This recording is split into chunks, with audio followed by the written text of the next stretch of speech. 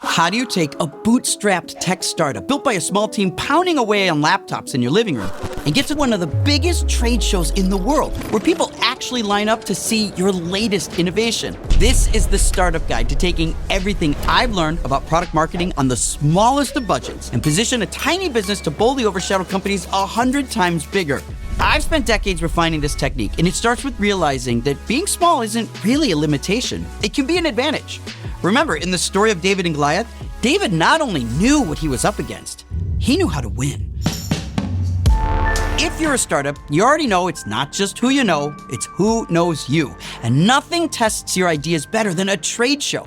We just took a 6-month gamble and launched a brand new product, timed it to release with the NAB Show in Las Vegas, where over 60,000 people attend each year. And the right people not only heard that we had new technology, they actually lined up to see it. Okay, well, how did we do this? Well, we got to go back about 6 months ago when we decided to take a huge risk. Hey everybody, good evening, good afternoon. It might be good morning for some of you. After 5 months of private beta testing our product Strata, we realized the biggest problem creatives are facing wasn't finding their media, it was accessing it. Meanwhile, the cloud tools that we relied on to make this YouTube channel became too expensive. And those two realizations gave birth to a completely new idea that we call Strata Agents. What if we could get all the benefits of cloud collaboration without storing any files in the cloud? Crazy, right? That meant inventing a peer-to-peer system that felt like the cloud but runs off hard drives. But how we did this isn't the focus of this video, so that's going to be different. This story is how we got the message out when our budget was almost zero. So I've never shared this information before, but I'm going to outline my top 10 list of how I bring new products to market. 1. Go big. Social posts and telling your friends just isn't going to cut it. You need to be seen in person. Trade shows are a huge financial risk, but they're ideal to launch things because they provide the highest concentration of curious people. Plus, the press comes and can further your message. That's why at NAB, companies spend millions to be there. So the first trick is to proudly stand as close as you can to market leaders, and more importantly, act like you belong. A modest booth in the right place is more than enough to make a statement. You need a launch pad, and that starts by creating your own space, no matter how small. 2. Get feedback. One advisor told us, your tech is great, your story's good, but you need a villain. That villain? Cloud storage. My camera files are too big, my internet's too slow, and my cloud storage is too expensive. That's our villain. And that puts us in a place where we're the underdog. But when you're a small business, positioning yourself as the underdog is a great trick, especially when you can write your own rules of engagement, which in our case was setting the stage that collaboration without the cloud was not only possible, it's better. This perfectly set us up for number 3, have a mission. A clear, bold message is everything. The juicier, the better. So we zeroed in on the slogan, be your own cloud. It's short, it explains what the product does, and best of all, it identifies who the villain is in our story. Now we have the language that we can use to build a consistent narrative that appears on banners and monitors, websites, ads, and ties into social videos that can get people talking about a concept most hadn't considered before. 4. Get ahead of schedule. 15 years ago, I worked on one of my favorite films of all time called Life Cycles. Filmmaker Derek Frankowski told me a great rule of thumb. He said, when you can't spend money, spend time instead. That you have plenty of. So we started communicating with NAB early about booking slots for panels. We then contacted partners like CFA and Pro Video Coalition, and then journalists like Production Hub and Digital Cinema Society, and we planned opportunities to collaborate. Number 5, craft opportunities to present. Booth presentations are fine, but that's easy. Sitting on an external panel or podcast, now that's better. They expose you to new people. They elevate your credibility and let you align with like-minded voices. Plus, every panel creates an opportunity to generate new shareable content. So we managed to book dozens of interviews, 5 podcasts, and 5 speaking panels at NAB. Each of these expanded our reach while simultaneously made us appear larger and reinforced the Strata brand as thought leaders. We call it the cloud tax. You're shooting files that are too big. You're not thinking about that you don't have any space left. You pay every single month forever. You can only rent cloud storage. You can't really buy it. 1 gigabyte on a cloud is 40 times more expensive than 1 gigabyte on a hard drive you can buy. People are gonna shoot across their lifetime petabytes of footage. Where are you gonna put it? What's another 20 bucks? What's another terabyte? Cloud just doesn't necessarily make financial sense. By staying proactive, our calendar filled up months in advance. That foundation made everything easier and set us up for number 6, booth location. My brother Pete is really good at keeping tabs on other businesses, including the website that controlled where company booths are located.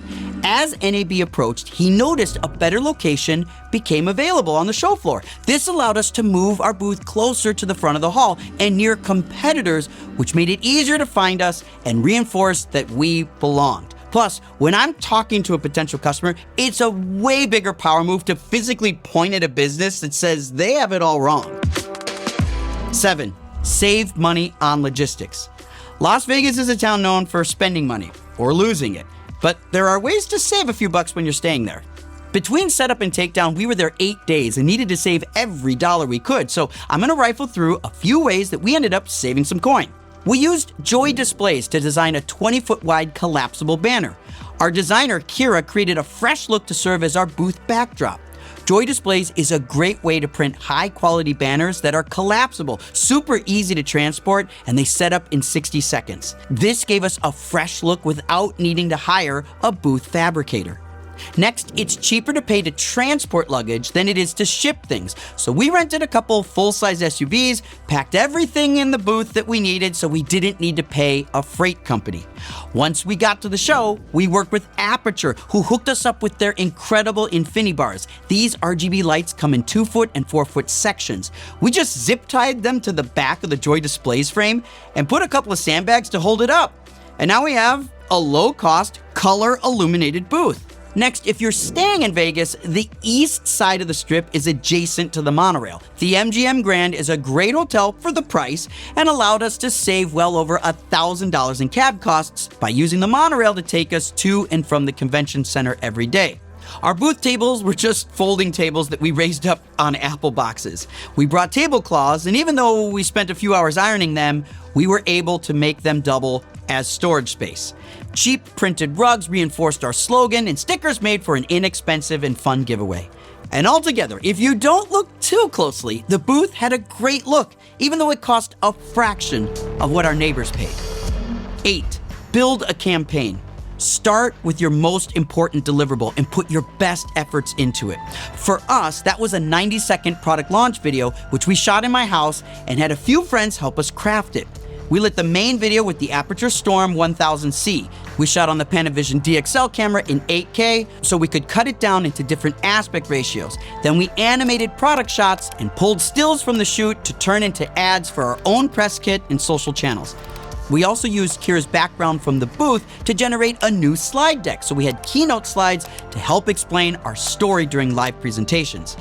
We also brought Red cameras to tell our story. Red hooked us up with 2 Komodo X's so we could record every panel.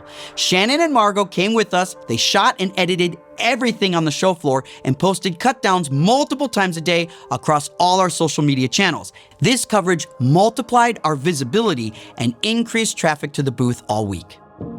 9, make your product memorable. I can't stand boring, pre-baked booth demonstrations. If you really think you have something profound, prove it. The fact that you're in a building with 10,000 wireless devices only makes it more impressive if it works. Strata isn't just about avoiding cloud storage. It's about global access. And so we reached out to 2 friends and had them set up webcams running Strata agents in their remote offices. Seed Creative did it in Tuscaloosa, Alabama, and Mike Seymour, all the way from FX Guy, did it in Sydney, Australia. And right there at the show, we logged into Strata and browsed their hard drives and accessed 4K ProRes XQ files, 1,500 megabits per second, and played back the footage right in front of people using an LTE hotspot provided by our friends at Sclera Digital. This meant we were watching QuickTime ProRes more than 7,000 miles away using a 10 megabit connection. Several people said it was the most compelling product demonstration they've ever seen. ProRes from Sydney without a cloud should be impossible. Yet we did it for 4 days, and the lines proved it was memorable. And 10, follow up. The work can't end when the show does. We scanned badges, collected emails, used QR codes, and handed out hundreds and hundreds of cards, but most importantly, we followed up.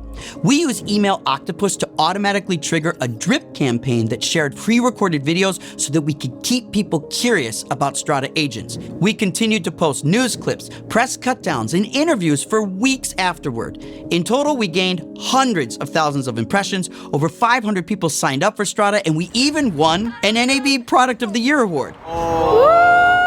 Not bad for a scrappy crew with no budget. Now, this isn't the best product marketing in the world. I'm not saying we're the best. I'm just saying that when you apply the principles that I've outlined, even a small business can have a huge impact. But it's not all sunshine and roses. This is really hard to do, and I've worked really hard to be able to get good at this, and it was still one of the hardest shows I've ever done. For many businesses, what I just outlined is already a bridge too far. That's why I want to share a message with the NAB Show directly. You're well aware that it's roughly half the size it used to be, and that's a concern on everyone's mind.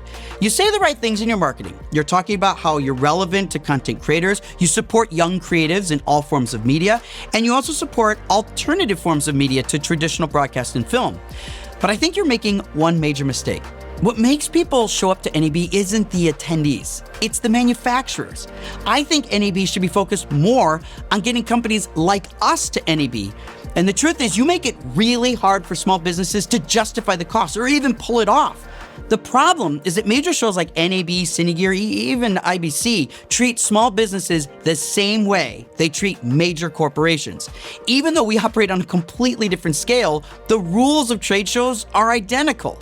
We literally got in trouble for loading in our stuff on the wrong dolly. In fact, we were forced to return all of our gear as a punishment back to the car and then had to hand carry the items back in the convention center under watch, just so someone could feel important. All of this is hurting your ability to attract small businesses, which over time is why your attendance is going to continue to shrink. You know, at some point, small companies, some of us, become big companies. And if we build our companies without you, we're not going to grow with you.